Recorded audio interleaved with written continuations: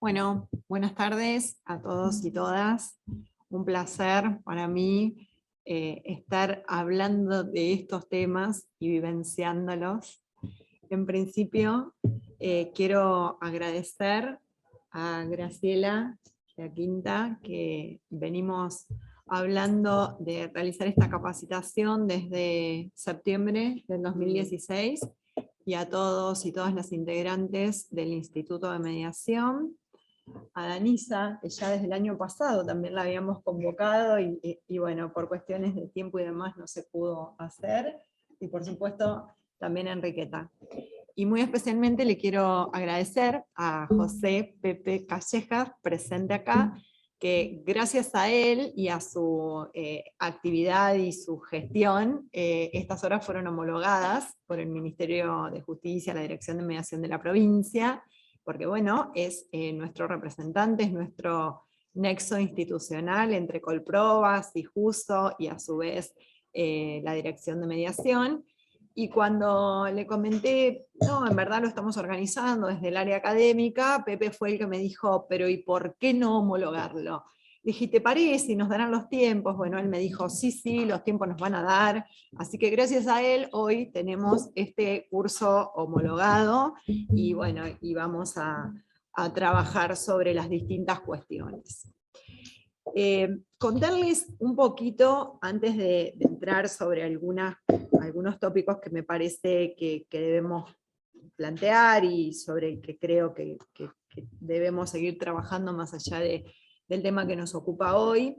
En este tema puntual, que es mediación familiar, yo hace mucho que lo vengo trabajando. Karina de Cúnzolo, que está acá presente, realizó un trabajo de investigación en este colegio sobre este tema hace más de 10 años. Creo que la otra vez sacamos la cuenta, hacía como 13, ¿no?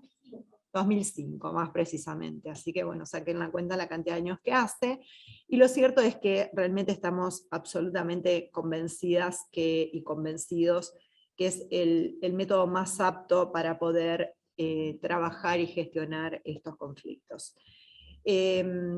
Durante todo el tiempo que transité en esta querida casa, en este querido colegio, trabajamos profundamente y de manera sostenida para tratar de que fuera posible implementar mediación obligatoria, porque voluntaria claramente está, y de hecho lo llevamos a cabo a través del Centro de Mediación, en este colegio y en otros colegios de la provincia de Buenos Aires. Y lo cierto es que nunca se dio. En el 2015, y me voy a referir puntualmente sobre eso en un momento, cuando se implementa el Código Civil y Comercial de la Nación, se sortean algunas mediaciones y automáticamente se deja sin efecto por otra acordada de la Suprema Corte de Justicia.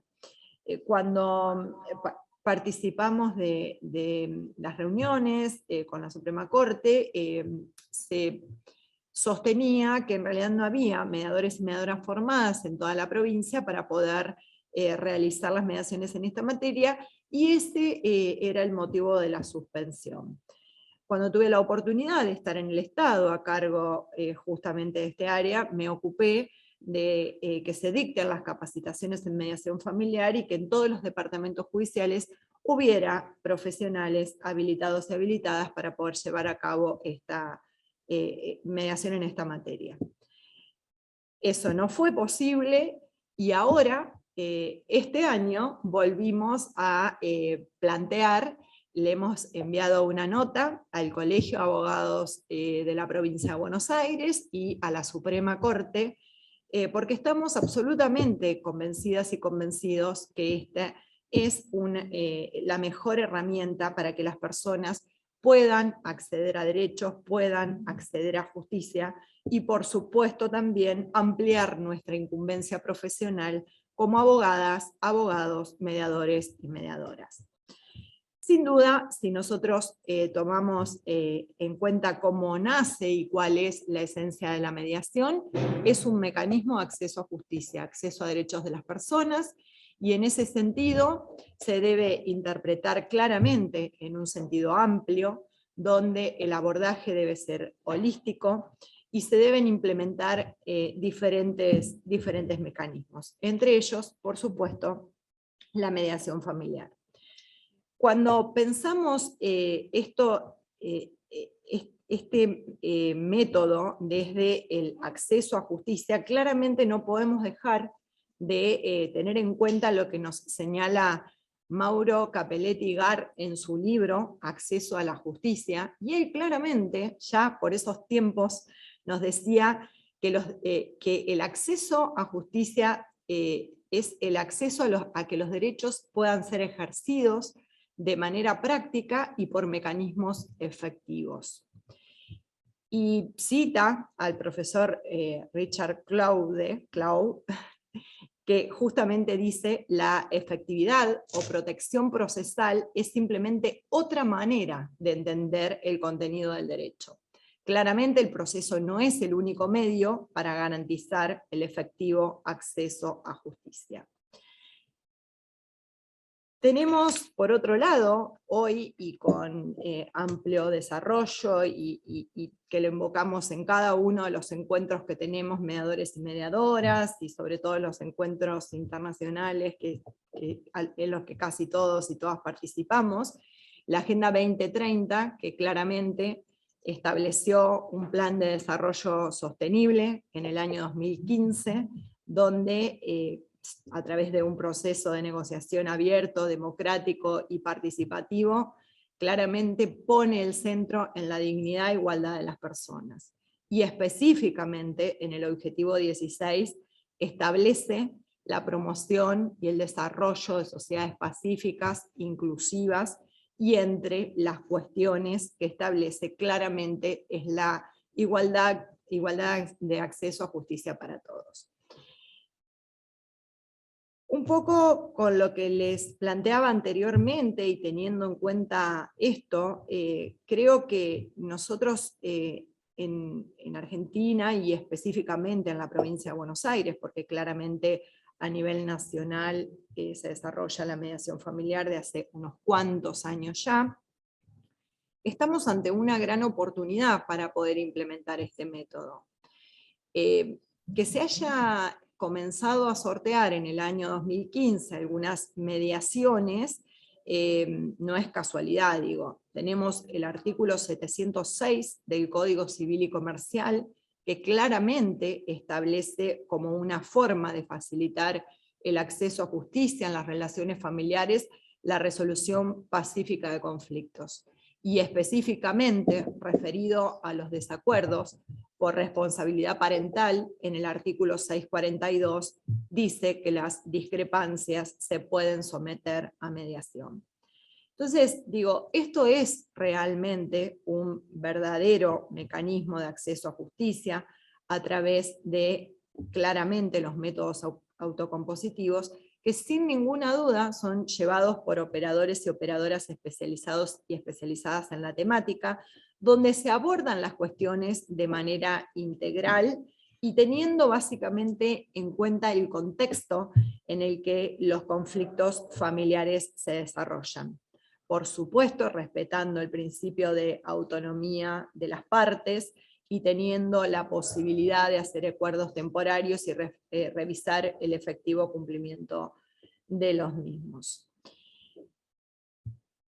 Sin duda, esto también nos lleva a tener que pensar en cómo fortalecer nuestro rol como mediadores y mediadoras, cómo generar diferentes mecanismos de formación y capacitación, porque claramente los conflictos familiares poseen características propias que los definen, que se diferencian del resto, donde, como les decía antes, la mediación llevada a cabo por un mediador, una mediadora comprometido, comprometida, formada, sin duda es el mejor mecanismo para tratar de desarrollar y abordar estos conflictos. Pero claro, cuando nosotros estamos ante el abordaje de conflictos familiares, claramente se nos presentan muchos dilemas y muchos desafíos que requieren desarrollar distintas estrategias, distintas metodologías,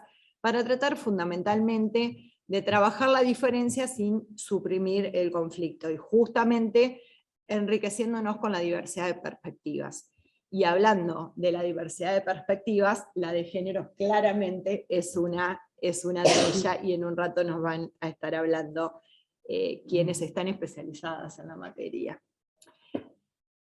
Sin duda, y todas y todos ustedes y nosotras sabemos de qué hablamos cuando decimos que debemos ser empáticas, cuando decimos que debemos revalorizar y reconocer a la otra persona, pero también somos conscientes que a veces por la propia dinámica que tenemos en las mediaciones actuales y las materias actuales, muchas veces no tenemos tan en cuenta o no aplicamos de manera tan profunda, digamos, estas herramientas.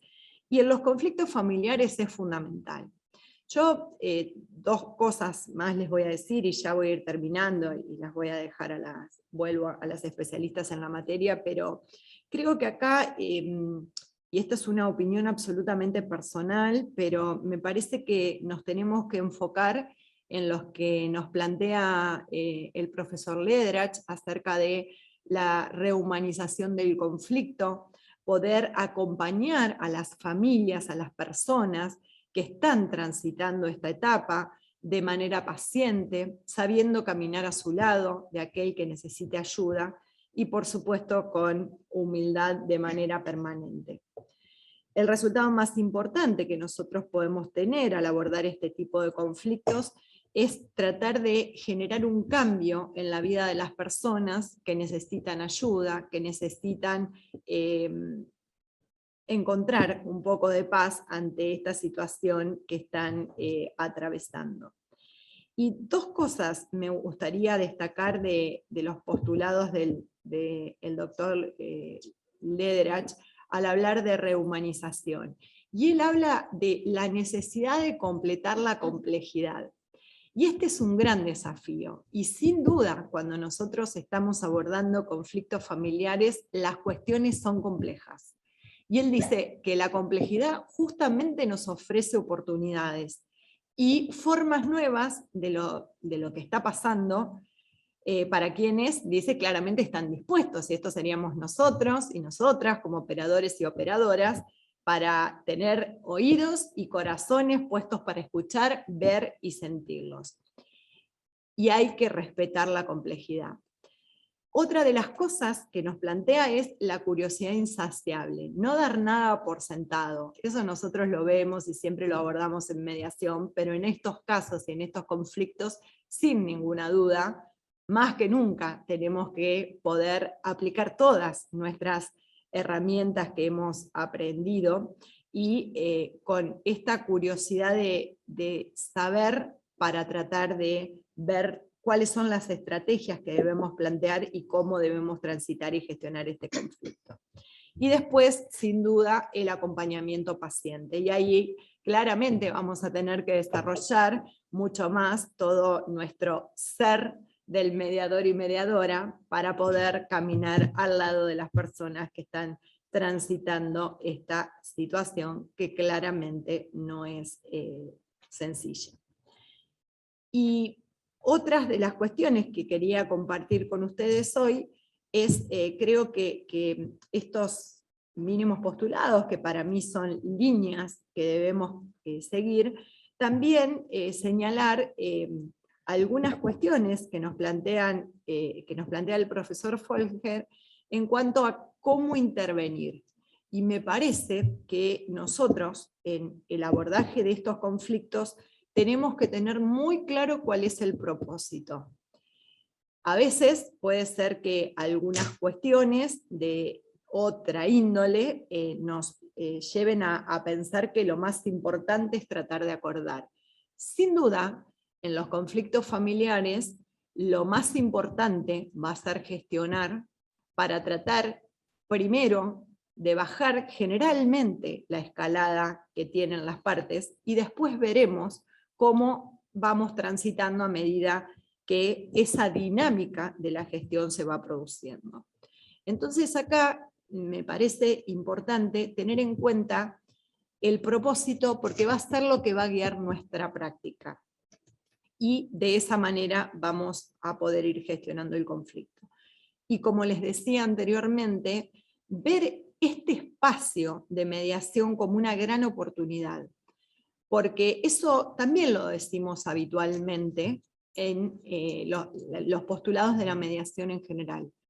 Pero en los conflictos familiares, muchas veces las personas no tienen otra forma de comunicarse. Se encuentran en ese espacio, tal vez después de mucha incomunicación o una comunicación no del todo pacífica. Entonces, me parece que eso, como operadores y operadoras, también lo tenemos que poder reforzar. Tener claramente un rol proactivo, respetando la autodeterminación de las partes, y tratar de que ellas mismas vayan encontrando ese equilibrio relacional. Nosotros, todas y todos hemos estudiado, y todas y todos hablamos de la revalorización que tenemos que trabajar en las personas, fortalecerlas para que puedan intervenir, el reconocimiento de una hacia la otra. Pero en este caso y en este tipo de conflictos en particular, creo que es una obligación de nuestra parte, como operadores y operadoras, poder generar estos postulados, ¿no? Claramente de la teoría transformativa de mediación. Finalmente, entiendo que el resultado más importante de nuestra intervención como operadores y operadoras de conflictos es generar un cambio en la calidad de la relación, y entiendo que si abordamos los conflictos reflexionando y replanteándonos de manera permanente nuestro hacer, lograremos cumplir nuestra labor de manera adecuada y consecuentemente estaremos colaborando para que estos conflictos complejos, difíciles, puedan resultar más pacíficos. Así que bueno, tenemos un gran desafío por delante. Esta es una primera etapa de formación que hemos planteado, seguramente lo seguiremos haciendo en otros temas, y en lo que a nosotros y nosotras respecta desde esta institución, claramente vamos a seguir bregando por la implementación de la mediación, sea de carácter obligatorio o por lo menos optativo para las partes que tienen que transitar un conflicto de índole familiar, y que en caso que decidan optar por transitar la etapa de mediación familiar, después no tengan que a su vez transitar la etapa ante el consejero o consejera de familia. Eso también ha sido una propuesta en alguna oportunidad.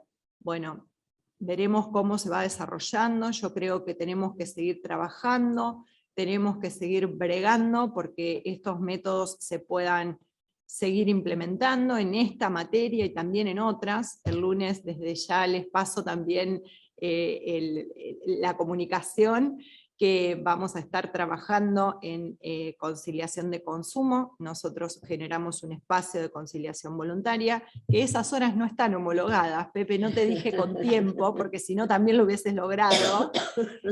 Pero bueno, estamos absolutamente convencidas que a las personas que tienen que transitar determinados conflictos hay que brindarle la mayor cantidad de herramientas posibles para que sean ellas las que puedan elegir por dónde transitarlo.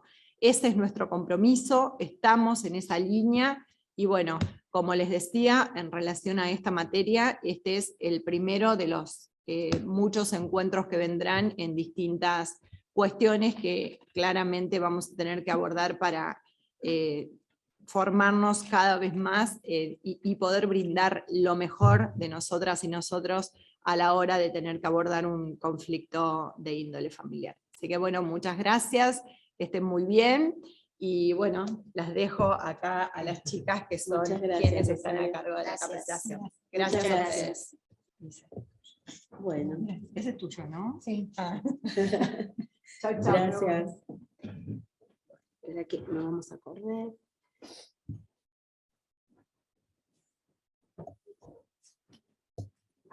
Bueno, ¿qué más agregar? Buenas tardes a todos. Como decía Rosario, estamos muy contentos.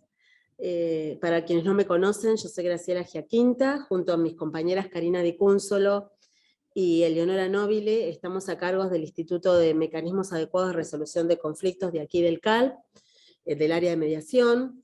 Y en realidad, como decía Rosario, desde hace mucho tiempo que queríamos tener una capacitación con esta materia, en las cuestiones prácticas de mediación familiar, que mañana tenemos el placer que nos va a ayudar a capacitarnos, la doctora María Enriqueta García Riva, que es además de un currículum muy extenso y que mañana abreviadamente consignaremos, tiene una amplia experiencia en la Ciudad Autónoma de Buenos Aires como mediadora en familia, en cuestiones de familia, pero también nos importaba mucho, en esto que hoy recién comentaba Rosario, y en nuestro perfil que tenemos que tener los mediadores, de ser empáticos y de acompañar a las partes en este acceso a justicia, en la perspectiva en género. Y para eso está la doctora Danisa Vázquez, y antes de leer el currículum, abreviado también, porque si no nos ocuparíamos mucho tiempo de este encuentro, queremos agradecer yo también nuevamente aquí al doctor José Callejas y a la doctora Lucía Vázquez, porque gracias a que pudimos conseguir estas homologaciones, es la oportunidad también de poder estar compartiendo con todos los mediadores de la provincia de Buenos Aires. Y también, por supuesto, agradecer a los colegas que están aquí presentes, que también es salir de la virtualidad, venir hasta el CAL y compartir este encuentro de manera presencial, lo cual les agradecemos también especialmente. Bueno, no quiero ocupar más tiempo porque aquí lo importante es lo que van a dar las colegas y amigas. La doctora Danisa Vázquez, como les decía abreviadamente, es abogada egresada de la Universidad Nacional de La Plata, es mediadora de la provincia de Buenos Aires, diplomada en perspectiva de género y bioética aplicada, docente a cargo de prácticas preprofesionales supervisadas, mediación con perspectiva de género en la carrera de Derecho en la Facultad de Ciencias Jurídicas y Sociales de la Universidad Nacional de La Plata, capacitadora de la Ley Micaela en el Senado de la Nación, comisión directiva a cargo de la Secretaría de los Profesionales de la Asociación del Personal Legislativo del Senado de la Nación. Así que bueno, lo que queríamos comentarles, que hoy en cuanto a la dinámica del curso, va a exponer Danisa y ella nos va a comentar de qué manera, y mañana les serían las cuestiones prácticas de mediación familiar a cargo de María Enriqueta García Riva. Así que bueno, gracias a las dos, y Danisa, te escuchamos. Nada, hola a todos y a todas. Antes que nada, agradecer a Rosario por la invitación, por la confianza que ha puesto en nosotras, así que bueno, esperemos estar a la altura. Agradecer al colegio, agradecer para mí es Pepe Calleja, así que sí. Lo conozco así, y también lo queremos todos y todas, por la gran ayuda. Bueno, Graciela, al Instituto de Mediación, a la doctora Lucía Vázquez, a Yael Falótico, sabía que no iba a salir. También la tuve como docente en la Facultad de Mediación Familiar. Y bueno, solamente aclarar por las dudas que con respecto a la comisión directiva es APL, que es el Congreso Nacional. Así que bueno, perdón. Solamente eso. Bueno, Rosario fue docente mía de lo que fue mediación acá en el colegio. Yo mediación la hice en 2 etapas, una etapa la hice en la facultad y otra etapa la terminé acá en el colegio. Y la verdad que cuando Rosario me invita a dar este curso junto con Enriqueta, esto venía porque en la facultad, creo que sacame, en la facultad el año pasado, dentro de lo que es el plan nuevo en la facultad acá en La Plata, se modifica y están las prácticas preprofesionales supervisadas que tienen que tener los y las estudiantes, y se me ocurrió esta cuestión de llevar la mediación con perspectiva de género porque me parece que el ámbito facultativo, el ámbito de lo que es la facultad, como es el colegio, son ámbitos que debemos llevar adelante esta política y llevar esta cuestión de lo que es la perspectiva de género. La verdad que es una experiencia muy linda en la facultad, hacer el taller de mediación con perspectiva de género, porque no solamente por la cuestión del taller de mediación, si bien es cierto que yo soy docente de otras materias, también veía que había una necesidad en estas cuestiones de la mediación en general, ¿no? Porque él y la estudiante se recibían, y por ahí con lo primero que nos chocamos cuando nos recibimos es con una mediación prejudicial. Entonces, yo ya las invitaba anteriormente al estudio, obviamente con el convenio y con el consentimiento de todas las partes, a presenciar de a uno o de dos, y me parecía que estaba bueno también llevarlo a lo que era el ámbito de perspectiva de género. Y acá también agradecer a la Facultad de Ciencias Jurídicas y Sociales, a nuestra querida Facultad de la Universidad Nacional de La Plata, y recién con Rosario nos peleamos con el barbijo, porque las dos somos docentes de la facultad, porque también la facultad, por medio del doctor Berry, por medio del doctor Martín Machado, por medio de la Secretaría Académica, también tienen esta apertura y esta impronta con respecto a la temática de la perspectiva de género, pues es una forma de contribuir y de eliminar todo tipo y erradicar todo tipo de violencia, ¿no? Con una mirada en lo que es la perspectiva de género. Bueno, espero, por ahí a veces hablo muy rápido, es un problema que tengo, a veces no soy muy formal en lo que es la exposición, así cualquier cosa... Mejor, así como en casa, sentite como en casa que todo va a fluir más, mejor. Pero bueno, es la primera vez, no les obliga, que yo estoy en el colegio con una charla, siempre no he salido de lo que es el ámbito de la facultad, así que bueno, espero poder estar a la altura de lo que ha confiado Rosario en mí, el Ministerio y Pepe Bolívar Graciela. A ver, el enfoque de perspectiva de género, si bien es distinto a lo que por ahí damos en lo que es el Senado de la Nación, porque obviamente que ahora el público al que está dirigido el curso somos todos abogados y abogadas, y somos mediadores y mediadoras. Entonces tenemos un conocimiento de lo que es la parte legal, o lo que es la legislación nacional y la legislación o la normativa internacional. Y lo que es el enfoque en perspectiva de género, lo que hace es invitarnos a repensar, ¿no? Estas construcciones sociales, culturales, imperativas por mucho tiempo, históricamente, que vienen y que han marcado, y que esto que hace, conlleva a acciones, a conductas, y también conlleva esto de lo que son los estereotipos, ¿no? Vamos a hablar dentro de un rato de lo que son los estereotipos, de lo que son las percepciones basadas en estereotipos, y esto genera una mirada, cuando hay un enfoque con perspectiva de género, a una mirada en que las instituciones, en que las sociedades se encuentren en lo que es el camino de promover y garantizar una sociedad libre de violencias, pero también una sociedad inclusiva. Y cuando hablamos de una sociedad inclusiva, hablamos de una sociedad en que todos y todas y todes nos sintamos parte de esa sociedad, ¿sí? Esto después lo vamos a llevar a lo que es un enfoque micro, a lo que es la mesa de mediación. No sé si podés pasar la siguiente, por favor.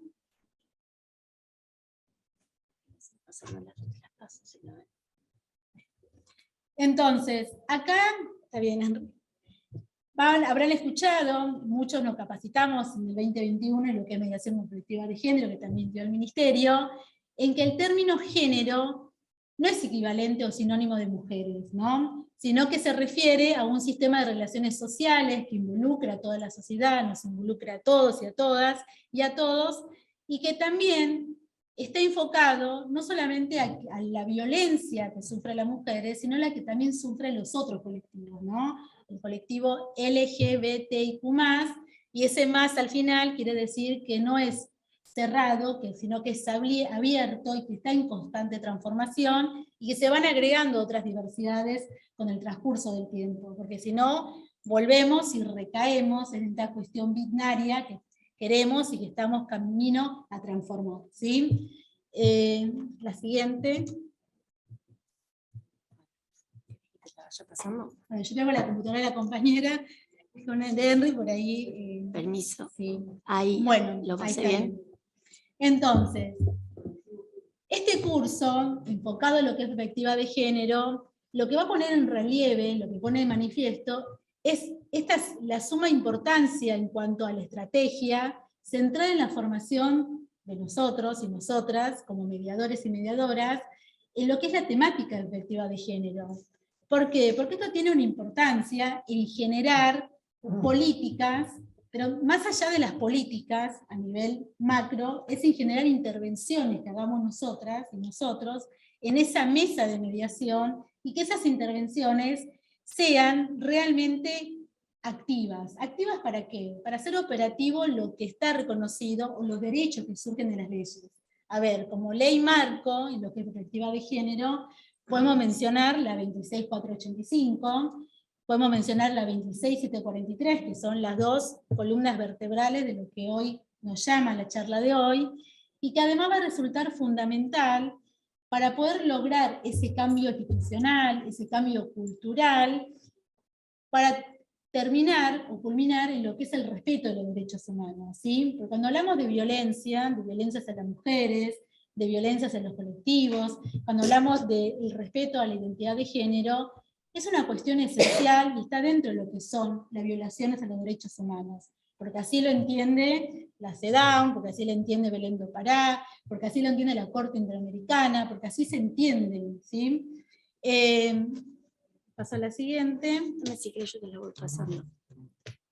Y acá, bueno, para... ¿Quieres pasar la siguiente? Sí, la siguiente. Para no entrar mucho en lo que es el análisis de lo que es la 26485, que ya la conocemos todas y todas, a ver, nuestro marco nacional, cuando habla de violencia, va a entender que la violencia es toda acción, toda conducta hacia las mujeres por la condición del género, y que esto genera en el caso más extremo, ¿no?, la muerte, un sufrimiento, tanto en el ámbito público o en el ámbito privado, y también la 26485, que entiendo, a mi humilde parecer, lo que hace es conjugar lo que es la CEDAW, cuando habla de discriminación entre hombres y mujeres, y Belén do Pará, que habla de la violencia contra las mujeres, lo que hace es conjugar armas normativas internacionales, y nos va a establecer en su artículo 5 y en su artículo 6 cuáles son los tipos y cuáles son las modalidades de violencia.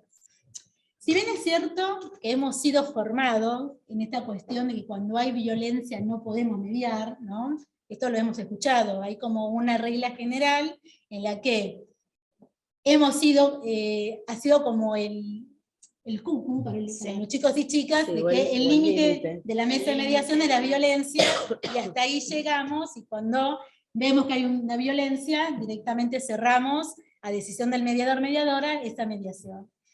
Y lamento tener que decirles e informarles que muchas veces esa regla general de la violencia hemos entendido que era solamente la física, ¿no? Entonces hemos estado como atentos en esa mesa de mediación a que cuando se hay una violencia, y la única que entendíamos, o que yo en mi caso, no quiero generalizar, entendía que mi límite era la violencia verbal o física. Bueno, creo que la violencia en la mesa de mediación muchas veces están encubiertas, muchas veces están escondidas, y creo que nuestro rol como mediadores y mediadoras es tratar de identificar esa presencia de violencia, ¿no? Y verla, que muchas veces encubiertas en violencias que no son tan visibles y palpables, sepamos cómo llevar adelante esa mesa de mediación. Entonces, la normativa nacional, que es la 26485, nos va a establecer cuáles son los tipos y cuáles son las modalidades. Los tipos de violencia son la física, la psicológica, la sexual, la económica patrimonial. También muchas veces creemos que la única es la económica patrimonial. También tenemos la simbólica, también tenemos la política, que sería a qué bienes jurídicos afecta esa violencia. Y las modalidades podemos definirlo como en qué ámbitos o bajo qué modalidades se dan esos tipos de violencia, ¿sí? Tenemos los tipos de violencia que enumeramos, bueno, esos tipos, ¿dónde se dan? ¿Dónde se desarrollan? ¿Dónde se llevan a cabo? Entonces la misma ley nos va a decir cuáles son las modalidades. Y dentro de esas modalidades está la doméstica, está la institucional, está la de la libertad de reproducción, está la obstétrica, está la institucional, la mediática, está la del acoso callejero, o la espacio público, acoso callejero, la que se conoce no tan formalmente. Hay una ley con respecto a esta modalidad de tipo de violencia, y está también la de la política pública, ¿sí?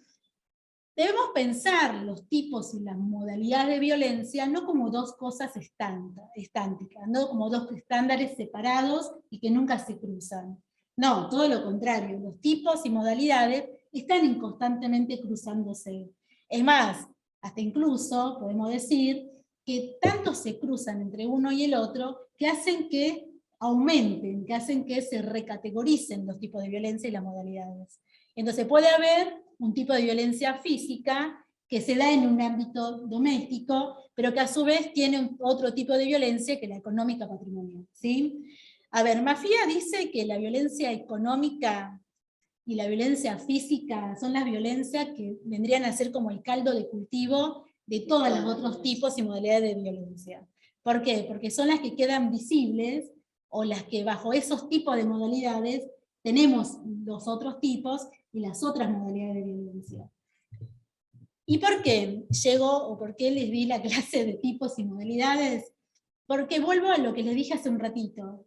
Muchas veces, y en esto quiero hablar yo como mediadora, Denisa Vázquez, muchas veces entendí y creí que el único tipo de violencia era la física, que el único tipo de violencia era esa, y que ese era mi límite para actuar en la mesa de mediación. Entonces, uno también a veces, en el no acceder, creo que somos humanos, y podemos a veces, cuando yo termino una mediación, y una mediación que no salga de las que a veces no caen en el accidente de tránsito, que incluso en esas mediaciones de accidente de tránsito pueden haber violencia de tipo económica, simbólica, hay estereotipos, ahora vamos a trabajar en un caso.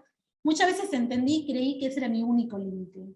Entonces, analizando cuando termino una mediación, lo que hago es, bueno, a ver, llevé esta mediación adelante, yo misma me hago las devoluciones, ¿no? Yo misma hago una crítica constructiva, debía haber mejorado más esto, debía haber trabajado más esto otro, debía haber hecho estas preguntas circulares o reflexivas, pero también lo cierto es que no hay un modelo de mediación, ¿sí?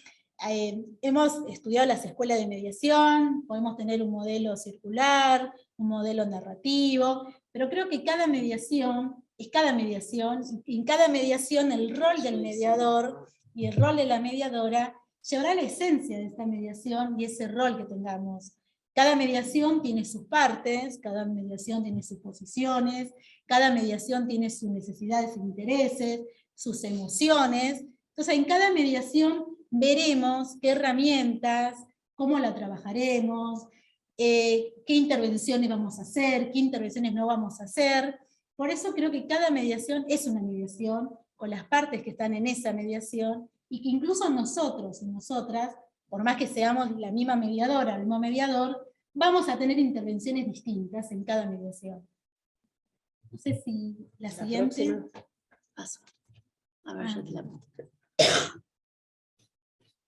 Igual la tienes allá.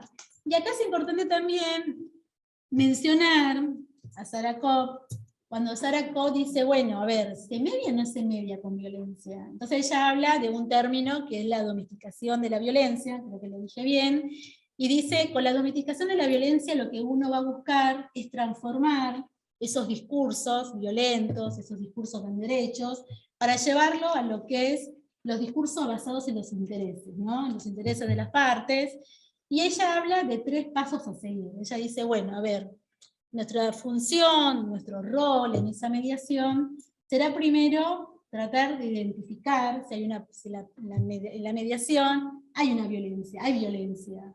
Luego que identificamos la presencia de violencia, dice Kopp, debemos pasar a un segundo tramo, que es definir, ¿no? Definir esta domesticación de la violencia para transformar esta cuestión de derechos en intereses. Y en un último escalón va a decir Sara, después que definimos, lo que tenemos que tratar de buscar es establecer, de enumerar, cómo transformamos, cómo hacemos esa domesticación y qué elementos llevamos adelante.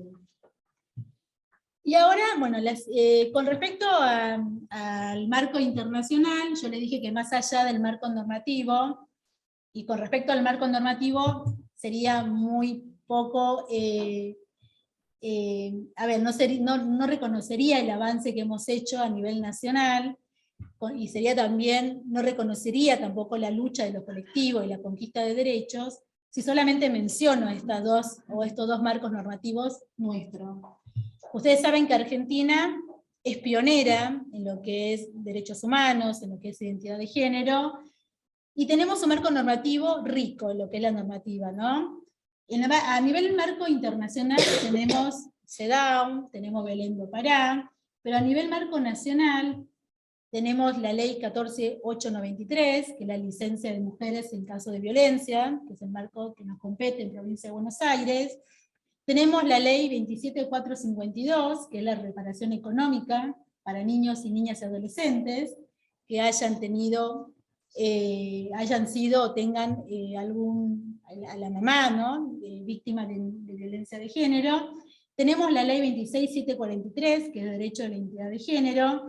Tenemos la 26618, matrimonio igualitario. Esto también es importante, porque una mesa de mediación, si bien es cierto que de la mano de Rosario se va a buscar incluirla dentro de los temas de mediación, y si no de forma obligatoria, será de forma voluntaria, nos puede tocar una mediación que no sea, no sea temática o no sea materia de familia, pero que sea, no sé, un alquiler, que sea alguna relación patrimonial, donde haya un vínculo, ¿sí? Donde nosotros tengamos que salir de ese encasillado que tenemos culturalmente y socialmente, en que la familia, o que el matrimonio, como lo establecía el viejo código, era solamente entre personas de diferentes sexos. Entonces, también debemos tener, y debemos llevar adelante esa mediación, fuera de estereotipos, fuera de perjuicios, para poder mediar, ¿no? De forma neutral, de forma imparcial.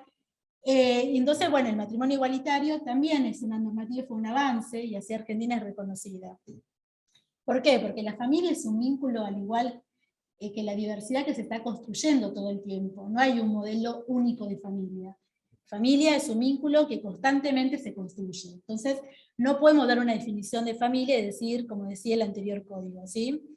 Tenemos también la 27636 con respecto a la promoción del acceso al empleo formal de las personas travestis, transexuales, transgénero, y acá, bueno, lamentablemente, Diana Zacayán, que fue una activista del colectivo, promulgó y llevó adelante la lucha, y bueno, y termina con la sanción de esta ley. Lamentablemente, ¿por qué? Porque termina en un travesticidio, si bien son términos políticos, al igual que el femicidio, pero bueno, muchas veces esta cuestión de la violencia de género, ha dicho también la Corte Interamericana, no es una cuestión o una problemática individual, sino que es una problemática que excede a lo individual, y es una problemática social, ¿sí? Por eso la temática de que los estados deben bregar, los estados deben llevar adelante políticas e implementaciones para erradicar, sancionar y prevenir la violencia. Y con respecto a la 26743, que es la de identidad de género, también se complementó la ley 26743, ¿por qué? Porque quedó en un momento, los colectivos entendían que seguían lo que era ese corte binario en cuanto a sexo masculino o femenino. Entonces, bueno, gracias a la lucha de los colectivos y a la conquista de los derechos, avanzamos también en la normativa y se complementó.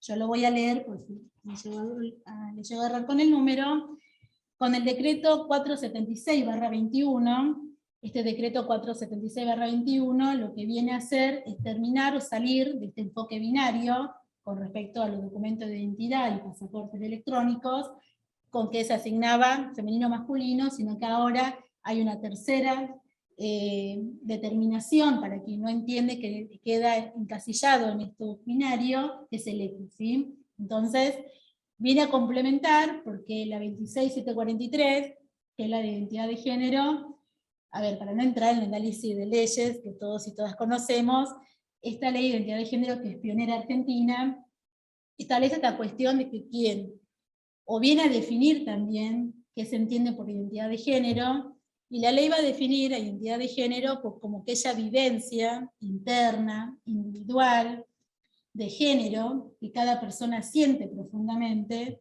y que muchas veces esta vivencia interna, individual del género, que cada uno sentimos, puede o no puede coincidir con el sexo que se nos asigna al momento del nacimiento. Entonces, va más allá de esta cuestión de asignación de sexo que hace una persona, un médico o una médica, que de acuerdo a una construcción social, cultural, de genitales, le asigna al bebé que nace un sexo. Bueno, la identidad de género es una construcción que es la vivencia interna, individual, que cada uno sentimos profundamente, que coincide o no coincide con ese sexo asignado al momento de nacer, y que también, dice la ley, puede incluir vivencia personal del cuerpo, y acá la ley habla ya sea de intervenciones quirúrgicas, de tratamiento con hormonas, que también incluye otras expresiones de género, que pueden ser modos de hablar, modales, vestimenta.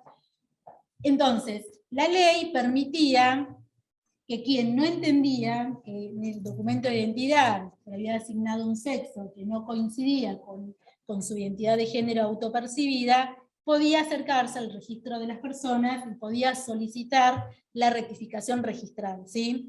Y esta rectificación registral, ¿qué abarcaba? Abarcaba una rectificación en cuanto al nombre de pila, una rectificación en cuanto a la imagen, una rectificación en cuanto al sexo, o sea, ahí, por eso yo les digo, era binario, porque era sexo femenino masculino, por lo cual quien no entendía que encasillaba en eso, bueno, es lo que viene a completar luego el decreto 476/21. Entonces, esta ley de identidad de género, pionera en Argentina, y que realmente es, creo que lo que viene es a hacer, no el broche de oro final en lo que es la conquista, en lo que es políticas, en cuanto a perspectiva de género, sino que es el camino, y creo que el camino es este. Aún faltan cosas, sí, pero vamos en el camino correcto. Lo que hace la ley de identidad de género es que este trámite de rectificación registral y de imagen sea un trámite gratuito, ¿no? Sea un trámite administrativo, que sea gratuito, que no requiera la intervención de un abogado o abogada, y que sea la sola voluntad de quien lo quiere pedir, o sea, nos acercamos al registro y lo solicitamos. También establece la ley de identidad de género que dentro de lo que se reconoce como identidad de género, como derecho de identidad de género, reconoce que seamos reconocidos, el derecho al reconocimiento de acuerdo a nuestra identidad de género. Pero también habla del libre desarrollo de la persona de acuerdo a su identidad de género. Y también establece la ley a ser tratado, a que tengamos que ser tratados de acuerdo a nuestra identidad de género, ¿sí? Esto es importante porque dentro de un ratito, cuando lleguemos al caso, vamos a ver que son la columna vertebral de lo que es la ley de identidad de género. Ahora, la ley de identidad de género, la 26743, si bien también nobleza obliga, para hacerle una pequeña crítica, ¿no?, constructiva, y de esto hay proyectos de ley en el Congreso, establecía que este derecho a esta rectificación registral, gratuita, expeditiva, rápida, se usaba por una sola vez. Entonces, quien era mayor de 18 años lo usaba una sola vez. ¿Por qué? Porque ya si había una posible segunda rectificación registral, esa segunda rectificación registral ya salía de los parámetros de la gratuidad, del trámite administrativo, de la sola voluntad de la persona, sino que ahora requería tener una autorización judicial.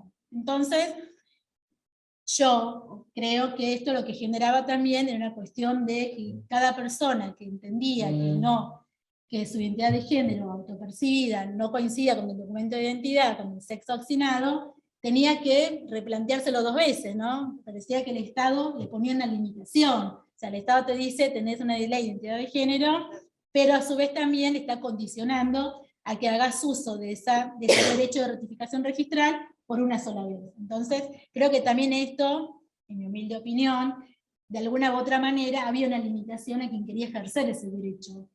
Entonces, la ley, los proyectos de ley que hay en el Congreso, con respecto a que no haya una autorización como requerimiento para una segunda rectificación registral, sino que sea abierto, uno haga uso de esa rectificación registral las veces que uno lo quiera, lo sienta así. ¿Por qué? Porque es la vivencia interna, individual, que cada persona siente profundamente en forma interna, o sea, quién es, o el Estado, en su estructura, para decirme si la segunda rectificación o el segundo ejercicio de ese derecho tengo que ir con una autorización judicial. ¿Y qué requiere esto? Requiere de un gasto, de un abogado o abogada, por lo cual también hay un impedimento para quien no tenga los recursos, si bien el Estado, por medio del acceso a la justicia, están los abogados y abogadas del Estado en forma gratuita, también en la persona sería un condicionamiento. Con respecto a los menores de 18 años, la ley también establece, si bien... Está bien, hay que pasar. O sea, esto con respecto a la sola voluntad de las personas y cuando somos mayores de 18. Cuando se es menor de 18 años, lógicamente es distinto a cuando uno es mayor o lo que establece la ley. Acá se va a requerir la autorización de los representantes legales, el consentimiento expreso del menor, se va a requerir también tener en cuenta la capacidad progresiva del niño o niña adolescente, también el interés superior del niño o niña adolescente, y la intervención del abogado del niño y niña. Ahora, ¿qué pasa cuando el representante legal es el que no quiere autorizar? Bueno, también la ley, en este caso, contempla ese supuesto y lo va a dejar a que sea la autoridad judicial quien suple esa negación por parte de los representantes legales. Bueno, con respecto a eso, yo les hablé del decreto 476/21. Lo que dice el decreto es que a partir de la vigencia del decreto, quienes entendían o habían hecho uso de la ley de identidad de género, como si la identidad de género no era la que estaba o la que el Estado le daba como posibilidad, como no había una tercera opción, el decreto 476 permite que quien no hizo uso de la ley de identidad de género no le debe competir esta imposibilidad o esta limitación del segundo uso por medio de autorización judicial. Porque se va a entender que el uso del derecho en el X se entiende como primer uso del derecho en lo que es la rectificación registral. No sé si se entiende. O sea, yo para que nos ilustremos, para hacerlo práctico, a ver si entendimos o corregimos, como buena mediadora que a ver si... el tema es... Está parafraseando. Sí, no, pero o sea, la persona lo hace administrativamente y luego, si luego se autopercibe de otra manera y quiere hacer nuevamente ese uso, lo que la ley exige es una autorización judicial. En la 26. En la 26. Lo que vos decís a través de este decreto es que no sea así, sino que no se encuentra esta limitación, porque se entiende que la persona, si lo hizo administrativamente y se registró, digamos, con esta X, se entendiera que, digamos, que no estaría limitado en el tiempo, haciendo la autorización judicial. A ver. Explícanos bien para ver si... Si yo hago uso de la ley de identidad de género 26743, sí. Y yo, el sexo asignado en el documento es femenino, yo ahora quiero pedir la rectificación registral por el masculino. Voy a la sede del registro, hago la rectificación, con mi sola voluntad y todos los principios rectores. Ahora bien, pero en realidad yo no me autopercibo ni F ni M. Claro. Pero no me quedó otra en su momento, que estaba la ley de identidad de género, tener que hacer uso, por lo cual me autopercibo, no me queda otra que hacer uso del masculino. Ahora, con el decreto 470, bueno, la ley 26.743 que establecía, antes del 21, establecía que si yo, en un segundo instante, en un segundo momento, siento que no me autopercibo, más ahora M, como me rectifiqué, para hacer ese cambio para atrás al F, necesitaba la autorización judicial. Ahora, ¿qué dice el decreto 476? Si una persona se autopercibe no binaria, ¿no? Sí, ni F ni M, como la ley no daba la posibilidad del X, entonces yo, haciendo uso del decreto a partir del año 2021, voy a solicitar administrativamente encasillarme dentro del X, porque el X es no binario. Entonces, en ese caso, como el ejemplo, vamos al registro, y la empleada o el empleado que está en el registro no me va a decir, a ver, no señor, usted ya hizo uso de la ley de identidad de género hace 2 años atrás, por lo cual este trámite ahora lo va a tener que hacer judicialmente con la autorización judicial. No, porque yo ahora me estoy autopercibiendo dentro de X. ¿Sí? Claro, entonces, perfecto. Eso va a ser tenido en cuenta como primera vez, a los efectos de la ley. Perfecto. Ahora bien, los proyectos de ley que hay con respecto a que ese segundo uso de la rectificación registral no sea como limitación o como requerimiento la autorización judicial, sino que sea libre. Claro. ¿Sí? Y a su vez, también en esta misma línea, el Ministerio de Trabajo... Te iba a decir eso, que no claro. dejara de comentar que a lo mejor desde la práctica, que a lo mejor como mediadores, quizás un detalle, pero que a veces uno puede pedir a ver los datos, esto que vas a comentar que mucho yo no lo sabía. Bueno, el Ministerio de Trabajo, también en esta misma línea de conquista, como perspectiva de género, en mayo del 2021, o sea, anterior al decreto, sacó la resolución 286, y esta resolución 286 habla con respecto a la clave única de identificación laboral. Entonces dice, vamos a ver, muchas veces, ¿qué pasaba? Antes del 2021, antes de la resolución del Ministerio de Trabajo, pareciera que habíamos conseguido la ley de identidad de género, que habíamos conseguido la rectificación registral, ¿no? Pero a la hora que íbamos a la FIP, o a la hora que había que consignar un documento, ¿el quit cuál era? Sí. Era el 20, 27. o 27. O 23. O 23. Pareciera que hasta que la misma se contradecía lo que era la ley con respecto después. Entonces nos llamaban con el quit, 23 millones, 24 millones, y no coincidía con la rectificación registral que habíamos hecho. Entonces, con buen acierto, el Ministerio de Trabajo saca esta resolución 286, en la que dice que la asignación del quit como clave única de identificación laboral, ya sea 20, 23, 24 o 27, van a ser asignadas en forma aleatoria, en forma genérica y en forma no binaria. Por lo cual, esto termina siendo, o termina yendo en forma coherente con lo que es la 26743, porque si no se contradice. Así que bueno, no sé si el compañero quiere pasar la siguiente. Ahí tiene puesta. Ah, ya está. Bueno. Tenemos que pasar nosotros. Él la pasó acá, Ah, listo. pero pasó una más. No, esta fue. Volvemos atrás una. Ahí está. Está todo Bueno. bien. A ver, el caso que vamos a trabajar en un ratito es con respecto, no voy a decir qué tipo de violencia ni qué modalidad de violencia tiene, pero también hay una cuestión con respecto a la perspectiva de género, y si podemos nosotras y nosotros como mediadores identificarlo, definirlo, y llevar a cabo y establecer cuáles son las soluciones para transformar y llevar a una mesa de mediación sin violencia, con igualdad.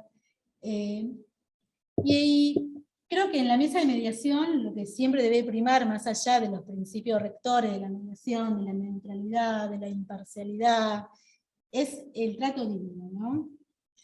El trato digno que debemos nosotros y nosotras dar a las partes. El trato digno que nosotras y nosotros debemos tratar de garantizar a las partes y que se les garantice a las partes, ¿no? Más allá, lógicamente, del trato digno para con nosotras y nosotros también. Pero garantizar ese trato digno en la mesa de mediación. Y es que a que toda persona tiene derecho a ser tratado de acuerdo a su identidad de género.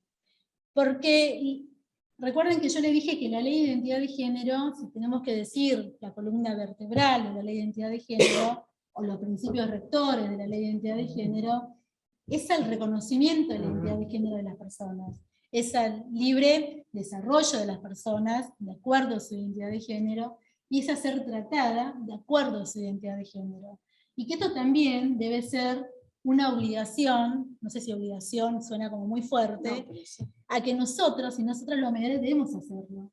Porque si nosotras como mediadoras y como mediadores no tratamos y no reconocemos a las personas que están en la mesa de mediación de acuerdo a la identidad de género que quieren ser respetadas y tratadas, ¿qué vamos a esperar que las partes lo hagan? ¿Se entiende? Si no estamos dando el ejemplo, nosotras como directoras y directores del proceso, dirigimos y permitimos que puedan dialogar, que se puedan escuchar, si nosotros no estamos dando el ejemplo y no nos estamos tratando a esa persona como quiere ser tratado, ¿no? Y ese es el trato digno.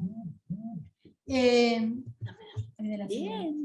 Aprendí. Que no se trata. Bueno, y acá el artículo 12 de la Ley de Identidad de Género, y sé que también esto lo vieron con Pepe, en el curso que da paso a paso, establece, y es un ejemplo del caso que vamos a tener en mediación, ¿A qué nos pasa, por ejemplo, si yo como parte, me llamo Danisa Vázquez, Vilela, y quiero que la mesa de mediación, no hice todavía la rectificación registral, y quiero que la mesa de mediación, la Enriqueta, me llame como Juan Vázquez Vilela, ¿se entiende? Entonces, bueno, dentro de lo que es el trato digno, Enriqueta tendrá, y está obligada, porque así lo dice la normativa, nacional e internacional, a tratarme como yo quiero ser denominada, con el género que yo quiero ser nombrada, con el prenombre que yo quiero que me llamen, ¿sí? Porque también están los pronombres. Yo puedo identificarme con el pronombre él, con el pronombre ella, con el pronombre ella. Entonces Enriqueta está obligada a respetarme, porque yo entiendo que el no respeto es una violación de los derechos humanos, ¿entiende? Entonces, ¿qué pasa cuando se firma, o cuando terminamos con el acta de cierre?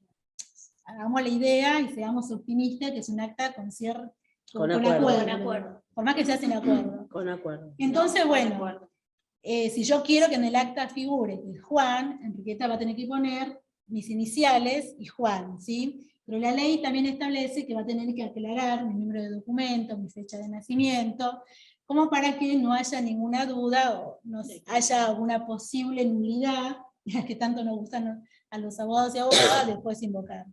Bueno, no sé cuál es la siguiente. Acaba de pasar. No pasa nada. Está lo de la chiquita. Listo. Sería el video. No, Bueno. es el video. Sí.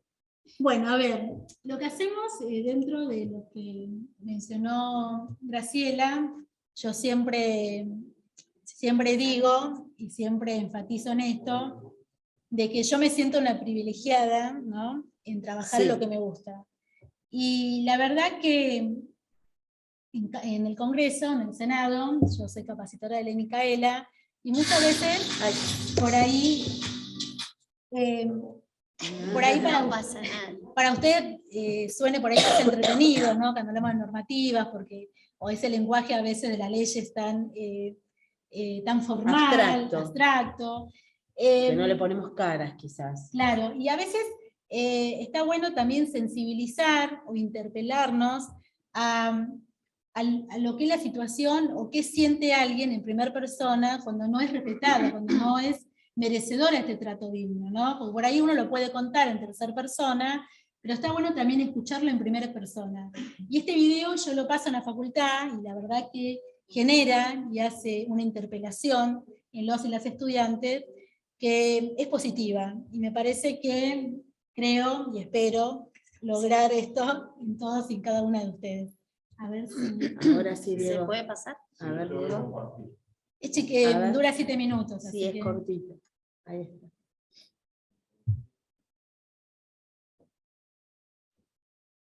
Ahí.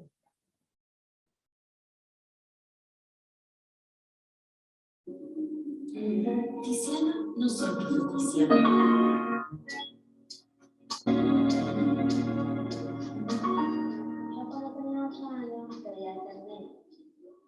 Yo era tímida, muy tímida. Tímida, en ese tiempo. A los 6 años se me plantó un día y me dice: mamá, yo soy gay. ¿Vos sabés lo que significa ser gay? No. Y entonces traté de explicarle, y yo así como que no, mamá, eso no. A los 8 años, Tiziana se armó de valor para contarle a sus padres cómo se sentía. Íbamos en el auto con el papá, íbamos los 3 solos. Y me dice: yo tengo un sueño. Todas las noches, que cuando yo me despierto soy una nena, me veo en el espejo y soy una nena, yo quiero ser una nena. Mi mamá me dijo, bueno, me miró con cara de, a mí no me importa si son nena o varón, o unicornio, pero siempre te voy a amar. Pero por dentro tenía miedo. Miedo porque siempre en las noticias a las personas trans se la asocia con policiales, o que se la encontró muerta, o que la golpearon. Al padre de Tiziana le llevó más tiempo aceptar que tenía una hija trans. Sentí escalofrío cuando me habló y me dijo que se sentía nena, porque a mí me criaron que los hombres no lloran. Me dije a mí mismo, ¿qué estoy haciendo? ¿Por qué le voy a negar el amor a mi hija? ¿Por qué me voy a poner del otro lado, como rechazándola, negándola, no ayudándola a que ella sea quien quiere ser y se construya como ella quiere construirse? A los 10 años, Tiziana se convirtió en la niña trans más joven en obtener el cambio de documento de identidad en la provincia de Salta, Argentina. Ahora, su DNI refleja su verdadera identidad de género. Cuando recibí mi DNI, recibí como si fuera mi primer cumplido de nena. Ahora lo tengo acá y es como mi placa. Ese día fue el día más feliz de mi hija, que fue repartir abrazos a todo el mundo. Para mí fue una de las tantas batallas ganadas. Fue la primera, pero no la última. En Argentina existe por ley el derecho a la identidad de género, pero Tiziana sufre discriminación por ejercerlo.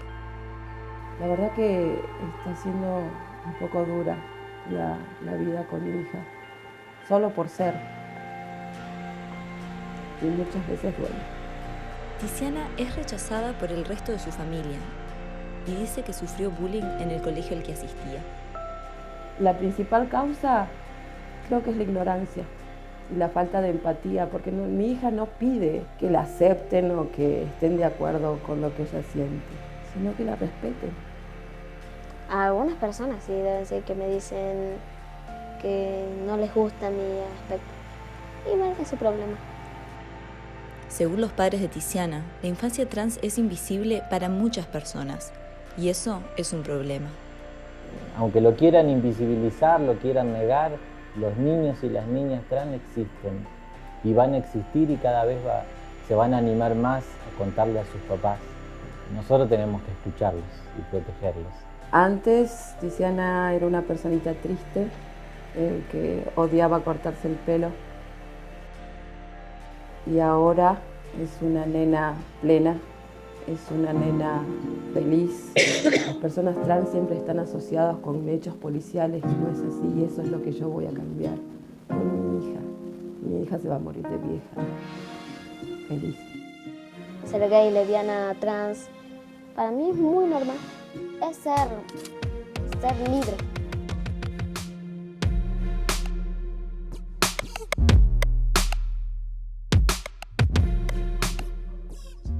Bueno, a ver. El innovador sistema de aire acondicionado está conquistando el mercado en Latinoamérica.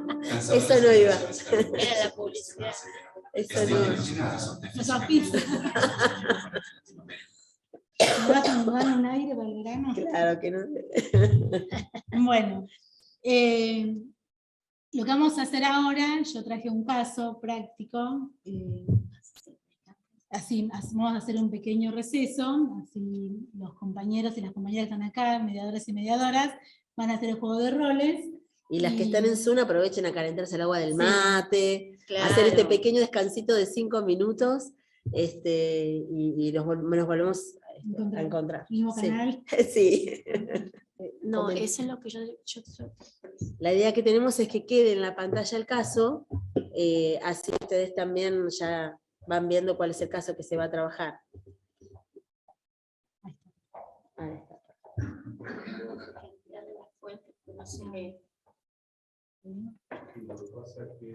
Claro, es más largo. Lo que podemos pedir es que saquen No, pero fotos. ahí ellos, Ahí no desde se cada ve. uno de sus Zoom, lo puede ver. Sí, pero los de acá no. Ah, los de acá no, Acá. claro, es verdad. Pero que saquen Pero acá no lo fotos. podemos leer o... Lo que pasa es que son 3 hojas. Por eso, ¿no te parece, Diego, que es una posibilidad de que saquen fotos las personas del Zoom también para que lo tengan? Entonces, por lo menos lo van viendo. No sé, se me ocurre. Me parece o hagan capturas de pantalla. O mandarlo juntos por el chat. Perfecto. ¿Querés hacerlo? ¿Querés que lo No, mande no yo? salimos. Nosotros, Diego, ahora mientras vos estás poniendo eso y organizamos el caso acá, ¿salimos en la pantalla? Digo, nosotros mientras organizamos todo el caso acá, ¿salimos en la pantalla? ¿No? ¿Podés sacar el video Sí, de nosotros? podés, claro. Audio y video.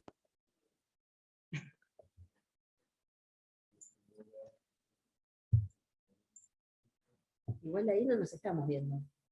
No, estamos hablando. Sí, escucha, escucha. Ah.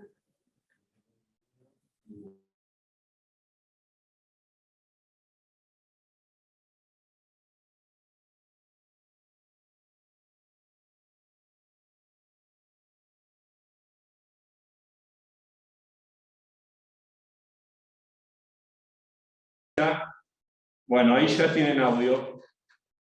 Bueno, buenas tardes. Como veníamos conversando, ya saben todos los lineamientos de la mediación.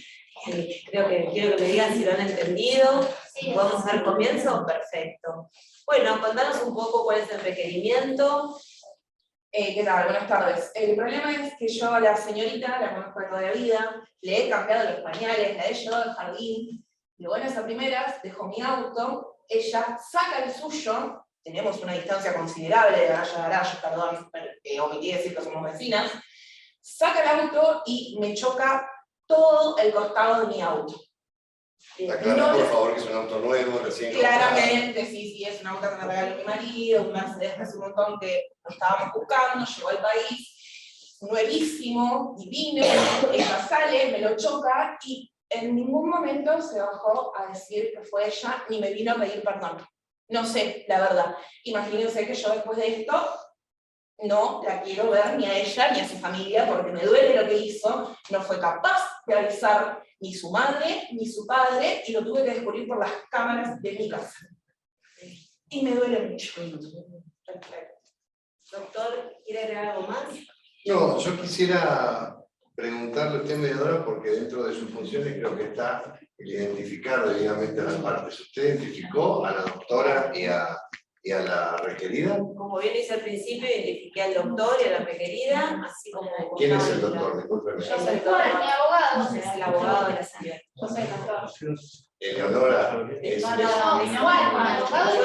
Volvemos, que explico nuevamente si no entendieron los lineamientos. Voy a pedir el respeto ante todo y fue claro. No, yo soy muy respetuoso, solamente que la veo... No, está perfecto y vuelvo sobre lo que aclaramos al principio. Fue presentado como el doctor Juan con la persona requerida y por lo tanto dimos comienzo a la mediación, por eso les pregunté al principio si habían entendido los lineamientos. Si usted necesita, lo hacemos en privado y vuelvo a aclararle los lineamientos. No, yo entiendo perfectamente los lineamientos. Todas las veces que usted desea podemos aclarar. Bueno, si tengo alguna duda nuevamente se lo vuelvo a preguntar. Muy bien. Doctor, yo le quiero preguntar, ¿usted tiene algún presupuesto del choque de Sí, tenemos los daños? presupuesto, por supuesto. Sí. Tenemos dos presupuestos, uno del Taller Suárez de La Plata y otro de Pascualone. Los dos presupuestos están en el orden de 1,5 millones, 2 millones de pesos. Por supuesto con respuestas originales. Nosotros le aclaro, llegamos a esta mediación después de ingentes tratativas. Yo con la doctora tuve... Perdón, es muy difícil, discúlpeme, es muy difícil. Bueno, con el doctor... Si es necesario, continuamos sin poder entender los lineamientos que tener que pedirle que vayamos a privadas y charlar con cada uno de ustedes en forma No, voy a hacer un esfuerzo. Te pido, ahora vamos a discutir, aguarden un segundito, simplemente a ver si entendí. El presupuesto suyo es de 1,5 millones de pesos por daños materiales. Solamente daños materiales, con repuestos originales, está entre 1,5 millones y 2 millones de pesos. Eso es porque es mujer y es muy jovencita. La verdad no entiendo por qué a los 18 años se tiene el poder de manejar. Le pido por favor, nuevamente le insisto sobre los lineamientos de la mediación. Es importante que podamos, esta es una oportunidad que ustedes tienen de poder acercar cuál es el la única manera de poder verla si no da la cara a esta jovencita. Mujer, maneja mal. Como dice mi marido, la verdad. Pido que me escuche, pido que se dirija a mí, y si es posible, si es posible que me conteste a través de su usted o su letrado algunas de las preguntas como para que nos quede claro el caso. Si no, nos vamos en cuestiones que fueron explicadas al principio, que tienen que ver con el respeto, que tiene que ver la otra parte, que tiene que ver con lo que se explicó puntualmente de cada una de las partes. Ustedes me dieron el consentimiento de que habían entendido todos y cada uno de los puntos. Entonces, volvemos. ¿El daño es netamente material, doctor? No, en principio, por supuesto, en esta instancia sabemos perfectamente que el reclamo hoy es solo chapa, daños materiales. Obviamente, si no llegamos a un acuerdo rápidamente en mediación, va a ser con todos los demás rubros. ¿A qué se refiere puntualmente? Privación de uso, valorización, etcétera, etcétera. Bien. Mi clienta usa el auto, no usa el auto para ir a hacer las compras. Usa el auto para su trabajo, es una profesional, es ingeniero, trabaja A ver si mucho. lo entendí, daños físicos entonces no hay. No, si el auto estaba estacionado. Perdón, perfecto. El auto estaba estacionado. Y yo le decía, con el doctor, hemos hablado muchas veces antes de la O sea, la mediación. mediación puede continuar siempre que se maneje el entorno con respeto. Yo ya fui identificado, soy el doctor Juan. Entendí Que quede entendí mi recién. clienta es una señora y una mujer que merece respeto. Me parece que los requerentes no están doctor, respetando el doctor recién varias veces interrumpí la charla porque se refería de otro modo y creo que últimamente lo hizo correctamente. Sí. Yo no escuché que dijo... No creo que deba pedirle disculpas por mi error, pero reconozco que recién... Reconozco a usted, doctor, que me confundí y... Sí, en su momento. Terminamos con la... Simplemente redondear. Bien. 1.500.000, 1.545.612, 1.500.000, 2 millones son los dos presupuestos. Pascualón es más barato, preferimos el taller Suárez, que todos conocemos acá en La Plata, que es un taller de primera línea, es un auto muy caro, y que aparte ha hecho un presupuesto más que considerado al respecto.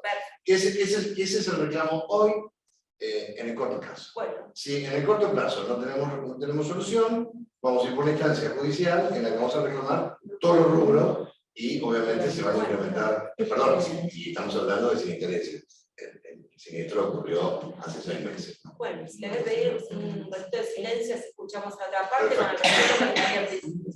Doctora, señora, perdón. Yo, de verdad, estuve conteniéndome porque a mí Juan me explicó que lo mismo que usted dijo al principio, que había que escucharse con respeto, pero la verdad es que a mí me costó un montón. Alexia es para mí como una tía, ella dijo, somos vecinos, o sea, desde que yo nací, bueno, las familias son amigas. Yo no puedo entender esto. Lo que dice Alexia es más o menos así.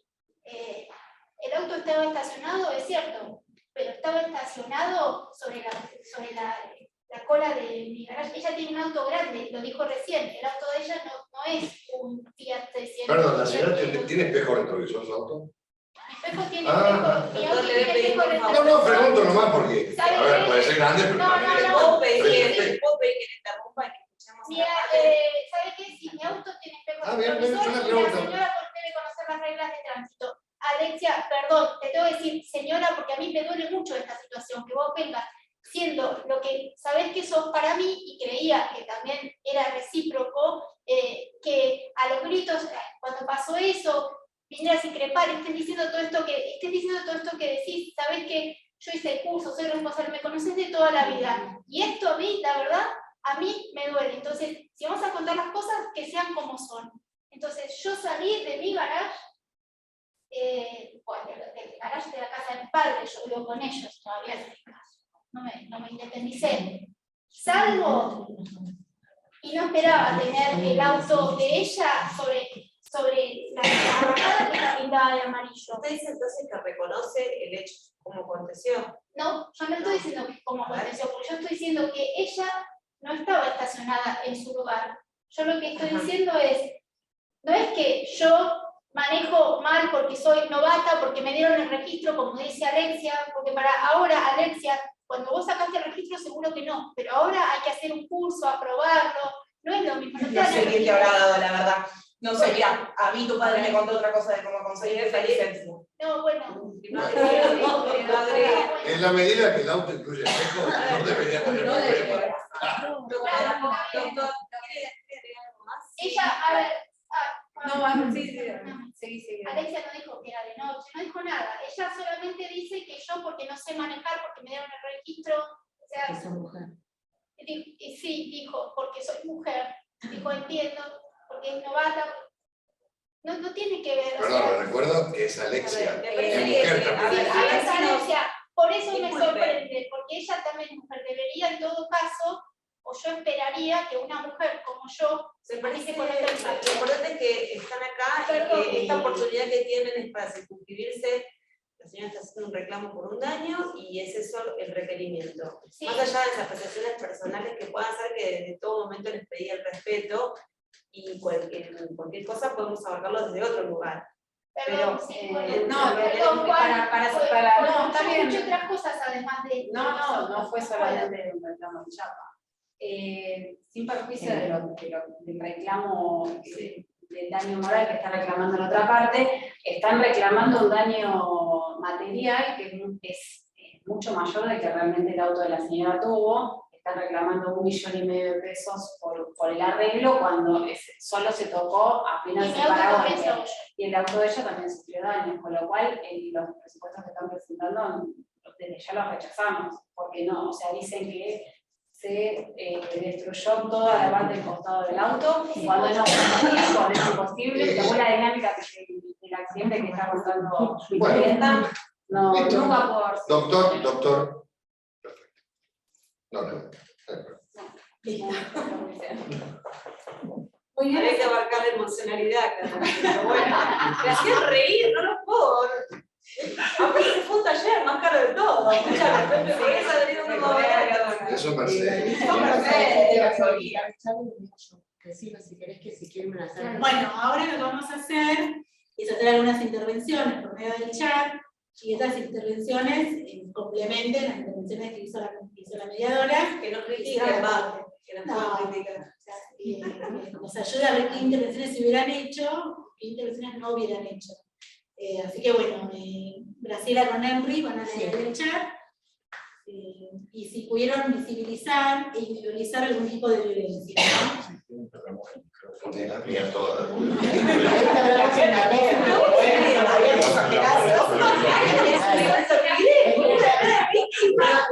un momento también.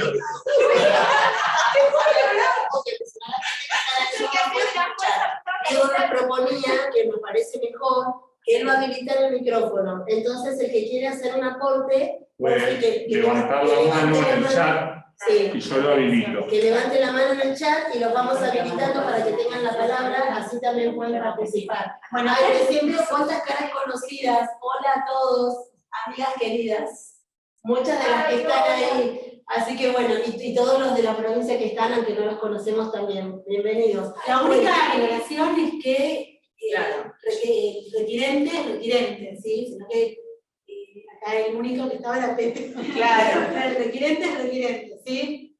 Es lo único que bueno, van levantando la manita y te vamos trasladando. Van hablando las chicas, con los chicos. Si alguien quiere hacer una. En la actuación tienen 10.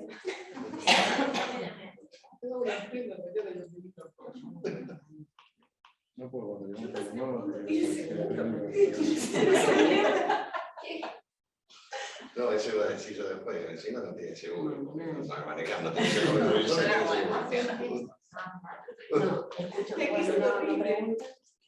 Digo que te lo llevas a lo que... Bueno, si quieran, escriban ahí en el chat qué intervenciones hubieran hecho, qué preguntas quieren hacernos. Diego, van a habilitar el micrófono. Bueno, levanten las manos. Anímense, estamos todos para aprender. Sí, con esta cuestión yo pregunto, ¿puedo preguntar? No, a ver, la mediadora, siendo mediadora, ¿no? ¿Qué hubiera tenido que hacer previo como mediadora cuando la doctora Leonora le manifiesta previamente y le presenta la credencial de Juan? ¿Cómo debería haber, qué debe haber pasado previo y también a la mediación? No pasó eso igual. Bueno, No, entonces, estamos para yo ya lo di aprender. como base que ya lo habíamos charlado y que ya me había pedido confidencialidad. No, pero eso, justamente es para aprender que si nos toca, que nos puede pasar, ¿qué tenemos que hacer? Más allá de lo que, obviamente, de lo que... Claro, Sí. La pregunta A ver, es aprender. en el caso pueden darse varios supuestos, ¿no? Puede ser el supuesto que se dio acá, donde el abogado le mediadora, más allá de la credencial con respecto al sexo asignado que había, que cómo se autopercibía y cómo quería ser llamado y respetado en toda la mediación. Lo que yo haría en primer momento es, si está de acuerdo, es previa a la audiencia de mediación, tratar de hablar con el abogado de la otra parte, siempre y cuando me autorice. Ella no autorizó. En este caso no autorizó. Lo que hizo la mediadora es todo el tiempo tratar de interpelar a alguna instancia de mediación privada, ¿sí? Decía, bueno, vamos a hacer una mediación privada. A su vez, yo creo que las intervenciones estuvieron bien. En todo caso, había una postura de parte del abogado requerido. Perdón, es muy difícil que ella me diga que no me permite a mí aclarar la otra parte, porque él va a existir con que, pero escúchame, es la doctora Leonora. Y la habilitas, y si la yo me ocurre a mí ahora. No, yo le hubiera llamado a una privada y le hubiera nuevamente dicho a ella si realmente me autorizaba a poder poner algo de manifiesto, porque bueno, no sé, no quiero hablar de la particularidad, pero algo le tengo que decir, porque si no te voy a decir que están todos locos, ¿cómo si soy una doctora? No, pregunto que están todos locos. No, género, bueno, claro, pero ¿cómo le explicas? Desde un lugar del respeto de la confidencialidad, porque te pidió confidencialidad, y desde el otro que dice, pero no, pero ¿cómo? Si es una abogada. Lo que pasa es que vos ya lo estás dejando en manifiesto con las intervenciones. Por eso tengo que insistir a él con el respeto. Claro, vos tenés que marcar siempre el respeto y en todo caso hacer alusión al trato digno. Lo que no hay que hacer mención es la ley de identidad. Hay una persona. Tiene que haber aludido, o sea, tiene que haber una ficha de que. Ah, bueno, en todo caso hacemos una reunión, una mediación privada. Con ambos o con él solo, porque por ahí ella no, él, Juan no quiere, o sea, no tiene por qué ir a una reunión privada para volver a hacer hincapié. Porque el tema central es ahora, el con él, el tema central es el choque, se llama allá de ellos. Sí, y es como que hay dos temas, yo me equivoco. Hay un tema que es sería el conflicto, ¿no? Hay un conflicto evidente, pero esto es subyacente, ¿no? Yo lo que trataría siempre de llevar adelante y de marcar siempre y de nombrar siempre el trato, el respeto en toda la mediación. En todo caso, lo llamaría a una intervención, llamaría al abogado del requerido, el requirente, lo llamaría a una reunión privada y sin hacer alusión, porque no me está autorizando el abogado del requerido, le saltaría y diría mucha inquietud en lo que es el trato digno, ¿sí? El respeto. Y como regla, en cualquier mediación donde no vaya una cuestión de objetivo de identidad de género, marcamos siempre el respeto. Que ella solicita ser llamada de este modo. O si ves. Sí, así lo solicitó y tiene que siempre marcarse lo que le respeto. Más allá de que autorice o no autorice. Pero nunca hacer mención de la. Vos también te tenés que definir un poco. Nunca hacer la mediación. Me parece que cuando decía yo soy mujer. Ahí levantaron la mano. Sí, pero Raquel Sobarzo tiene la ordenanza. Pero perdón, pero no se condice con lo que dice en su credencial. Vos tenés la obligación como mediador de tomar los datos concretos de lo que dice la credencial. Sí, pero no por eso hacerlo público. No. Pero. No, justamente lo que dije yo hoy. Poner los iniciales que incluya la creencia y el nombre con el cual él se autopercibe. Perfecto. Ahí está Raquel. Ahí está Raquel y Daniela. Hay dos. Hola Danisa, hola a todos. No, a mí me quedó la duda y no te terminé de escuchar, Danisa, porque a mí me parecía como súper importante al inicio, digamos, si la doctora, la abogada del requirente, Juan Pérez, independientemente de todo, porque me parece, o que se autopercibe o algo al respecto, porque me parece que si no, el tema de comenzar el diálogo con alguien que uno ve en su apariencia de una forma y con un nombre diferente, es decir, algún tipo de explicación, más allá de que la otra parte lo acepte o no, a efecto de que quede plasmado cómo nos vamos a llamar. Me pareció importante. No sé si estoy equivocada. La mediación. Ay, a ver, perdón, porque para no sé por qué hay personas también en el chat, perdón, Fabi, pero Danisa, ¿querés contestar? A ver, uno lo que tiene, más allá de que si coincide o no con la credencial, es de que estamos obligados a respetar cómo se autoperciben, ¿sí? Si, más allá de que la credencial diga Analía, si quiere ser, que la nombremos como Juan, tenemos que respetar, porque así lo dice la ley de género. Ahora, también la ley de identidad de género habla de la confidencialidad, más allá de la mesa de mediación. Y esta confidencialidad, por ejemplo, en la rectificación registrada ante el registro, en ninguna parte, cuando se hace la rectificación, se debe mencionar la ley, ¿sí? De identidad de género. Les puedo hacer una pregunta, pero la confidencialidad de la mediación es en base al requerente y requerido, y la mediación prejudicial vino por un choque, no vino No, por te un está hablando de la confidencialidad. ¿Puedo decir un comentario Sí, en el chat que comentario. responde Fabiana? Sí. No sé si se escucha. En el chat, Daniela Mateo dice que ella dice, aclarar que es una mediación con perspectiva de género, que la doctora ha solicitado ser llamada por ese nombre, y estamos de acuerdo en que debemos respetar esa identidad más allá de la apariencia física. Porque Adriana también responde, Adriana García, ¿cómo se entera de la autopercepción? Daniela vuelve a decir, porque la mediadora lo llama por ese nombre. Aclararía esto luego de que el abogado lo llama por otro nombre. Sí, Raquel. Sí, más allá de, digamos, en tanto, porque me parece que era importante para el abogado que eso se aclare, es decir, si yo veo a para él, una mujer, ¿por qué le tengo que decir Juan? O sea, entonces, hacer algo con eso para que pueda haber un diálogo y no esté todo el tiempo esa chicaneo en un punto de la otra parte que, bueno, que por alguna razón no lo acepta o lo que fuere, pero sí en el encuadre me parece interesante que se diga algo de cómo se percibe la otra parte a efecto de que en este encuadre nos vamos a tratar según el doctor se llame Juan. Igual, de todas maneras, yo creo que la actitud del abogado no es que no se dio cuenta. Ya se dio cuenta. No, yo sé, pero lo va a seguir estando. Que el mediador lo aclara. Yo creo que hacer alusión todo el tiempo, estamos en el marco de la identidad de género, autopercibida y demás, es también un tipo de violencia. ¿Sí? Dentro de la ética. Claro. Entonces me parece que si estamos camino a la transformación cultural, y social, institucional, con perspectiva de género, yo me agarraría de lo que es la ley de identidad de género con respecto a que, si bien a nivel registral está diciendo que en ningún lugar tenemos que hacer alusión a lo que es la identidad de género para que no haya una revictimización en todo caso, o haya un tipo de violencia institucional, o un tipo de violencia en esta mediación, me parece que yo iría en el camino del trato digno y de la respeto. ¿Sí? Y eso contribuye por eso la importancia en acta de la actitud de los abogados. Daniela Díaz. Sí, Dani Díaz. Porque puedes informar al Ministerio de Justicia cómo se comportan los abogados. Lo que pasa es que podrías recordar, Larisa, lo que dice usted de la ley, que cuando está en trámite, cómo tenés que poner cosas. Por eso, eso es importante. El artículo 12 de la Ley de Identidad de Género establece que si no está todavía hecha la rectificación registral, que sería en este caso, ¿no?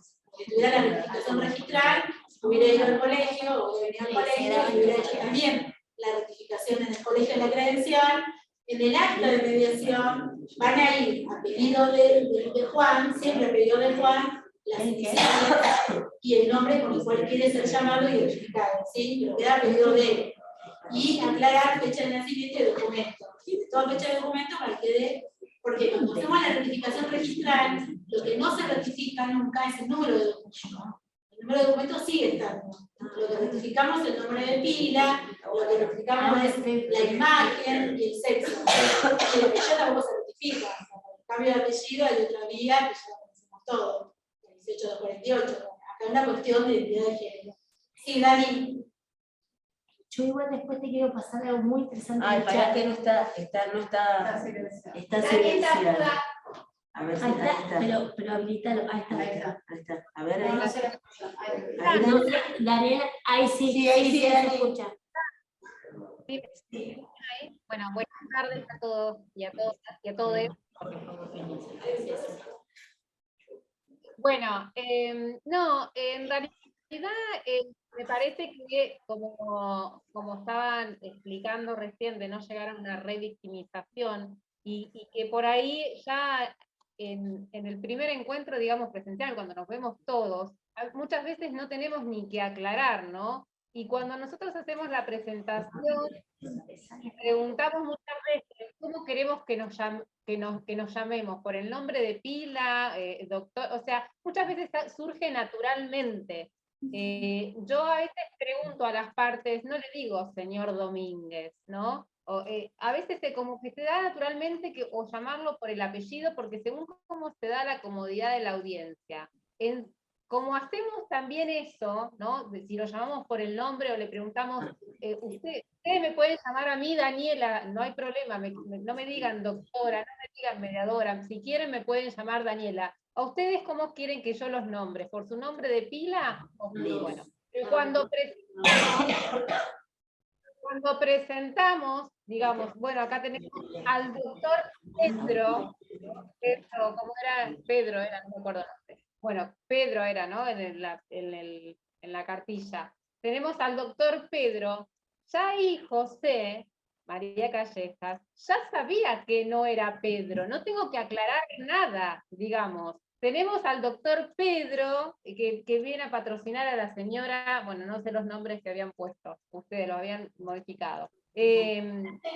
Me parece que aclarar sobre el mensaje evidente y decir, bueno, nos vamos a llamar por nuestro nombre de pilas, no hay problema que me digan Daniela, bueno, hablamos con Pedro o hablamos con el doctor tanto, ¿sí? Eso es como que naturalmente se da en la conversación. ¿Qué pasa si en el caso de una reticencia, llamarlo como Pedro a Pepe, Pepe a Pedro, pero ¿cómo lo voy a llamar Pedro si es la doctora? Nosotros somos los que decimos cómo se llaman, ¿no es cierto? Porque ellos no tienen toda la papeleta, digamos, salvo, digamos, que sea el requerido, ¿no? A mí me parece que esa presentación la hacemos nosotros.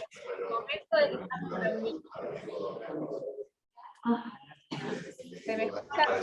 Sí, se te escucha, sí, se te escucha. Sí, me parece perfecto la intervención, Dani, porque lo hacemos siempre. Me parece perfecta la intervención, Dani, porque sí, nos pasa a todos y a todas las mediaciones, y esta cuestión de no perder tampoco la neutralidad e imparcialidad, pero estamos. Lo puedo llamar doctor, lo llamo con el nombre de pila, y ahí sería una buena intervención para nombrar a todos con el nombre de pila. Entonces, a Pepe le estamos remarcando cómo te gustaría que te llamen, y va a decir Juan, entonces queda más claro. Después, si sigue insistiendo Pepe. Yo coincido mucho con, no sé si se escucha con lo que decía Daniela, que en la práctica, en la virtualidad es más fácil, porque yo cuando son varias personas, los renombro. Entonces le digo, ¿te molesta que te llame Fabiana? ¿Te molesta que te llame Juan?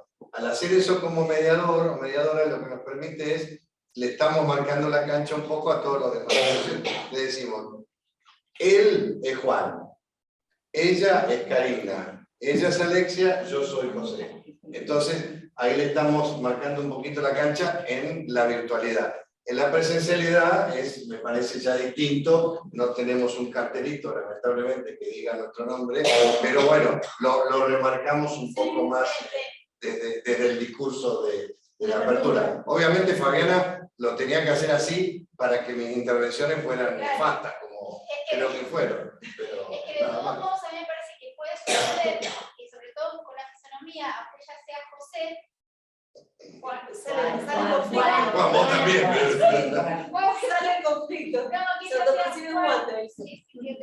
Juan y Pepe lo sepa. Y ahí lo va a saltar.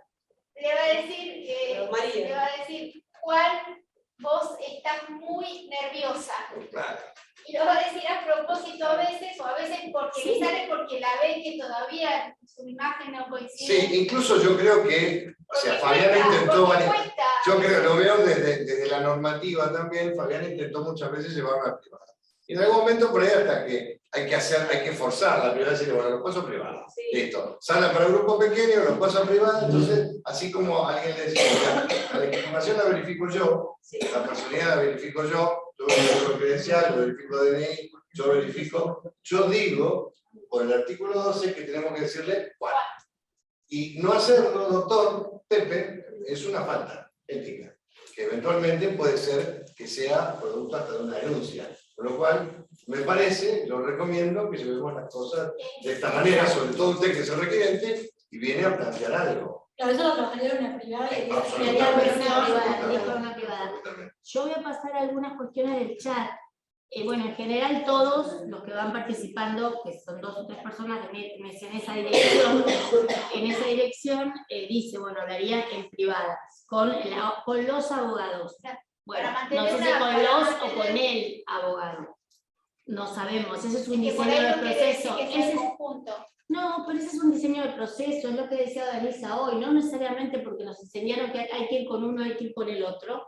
A veces yo necesito hablar con uno, en lo personal así trabajo, y si necesito hablar con uno me llevo a ese uno y a yo en este caso, en esta mediación, habría cuidado con eso. Claro, pero mirá que viene. Además, si la llevas a privada a ella, parece que la estás retando. Claro, bueno, en esa dirección, Fernando Wynn dice, coincido, dice, si aclaramos mucho, oscurece y crea una cierta discriminación.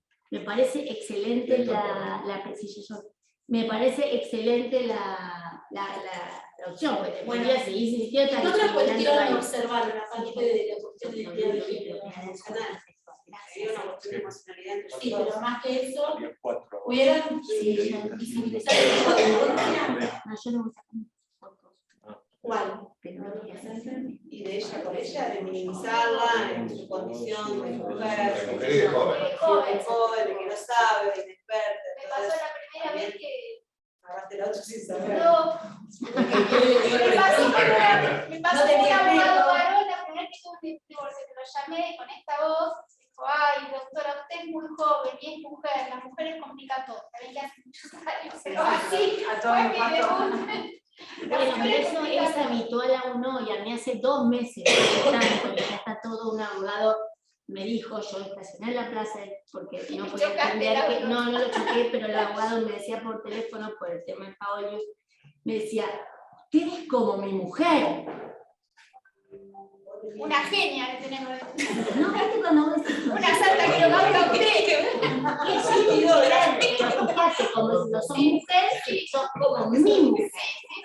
Nunca me le vi la cara, pero no importa. Bueno, acá seguimos, perdón, lo último, siguen insistiendo con el tema de las aulas privadas, y ya seguí Dani, porque está bien. Bueno, a ver, había un tipo de violencia, que es la violencia simbólica, ¿no? Un tipo de violencia, por el 26.485, esta cuestión de esta relación asimétrica y esta relación con respecto al hombre con la mujer, ¿no? Porque en el caso, él era hombre. Más notorio. Entonces, a ver, nosotros sabemos que tanto la Corte Interamericana como las resoluciones a nivel internacional lo que establecen es que los estereotipos lo que hacen es distorsionar las percepciones que muchas veces tenemos, y esto que llevan a decisiones que estén basadas en creencias preconcebidas, basadas en mitos y no en hechos. E incluso la misma Corte Interamericana ha dicho que cuando nosotros, y acá lo traemos a la mediación, y tenemos una hipótesis, también como mediadores y mediadoras, estamos constantemente creando la agenda, la hipótesis, el trabajo, y si esa hipótesis de trabajo, ha dicho la Corte Interamericana, está basada en estereotipos, ¿no? Porque si nos quedamos en el estereotipo, porque si sos mujer, no sabes manejar, no tenías un espejo, no viste para atrás, vamos a terminar a que toda la línea de esa mediación, o todo lo que nos lleva a empezar mediación, esté basada en estereotipos, ¿no? Y no en los hechos, y no en la realidad. Creo que tenemos que dejar de lado, como mediadores y mediadoras, los estereotipos, tener una visión más neutral, para que eso no ensucie, decirlo de esa manera. El tema son ellos, cómo lo contracturas la situación. Y con intervenciones a vos, parafraseando lo que está diciendo, llevando con intervenciones que sean activas y que de alguna manera u otra haga también que se escuche lo que está diciendo. Me parece que esas intervenciones son importantes, porque no solamente había una cuestión de identidad de género, sino que también había una cuestión de violencia, ¿sí? Simbólica. Y esto es porque en todas las mediaciones, y en la mayoría de los casos, en el Frente de Tránsito, hemos estado y hemos escuchado algunas de estas cuestiones de estos mitos o de estas cuestiones de estereotipos, ¿sí? Y lo bueno es poder trabajar para tratar de sacarlos, para que eso no genere violencia. Lo que lo puede generar es escalamiento, es que se escale, es que la requerida en un momento se fue escalando la mediación. Entonces, bueno, me parece que está bueno hacer intervenciones en el momento oportuno y no dejar que eso vaya y produzca una escala que después es difícil volver de esa escala que se logra.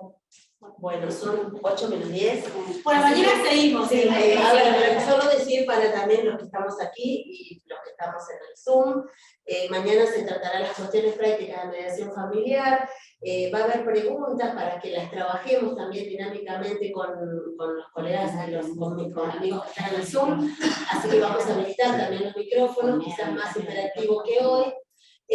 Así que bueno, agradecerles que estén con nosotros nuevamente y los esperamos mañana, 5:30, nos encontramos. Muchas gracias a todos y a todes. A todas y a todos. Adiós.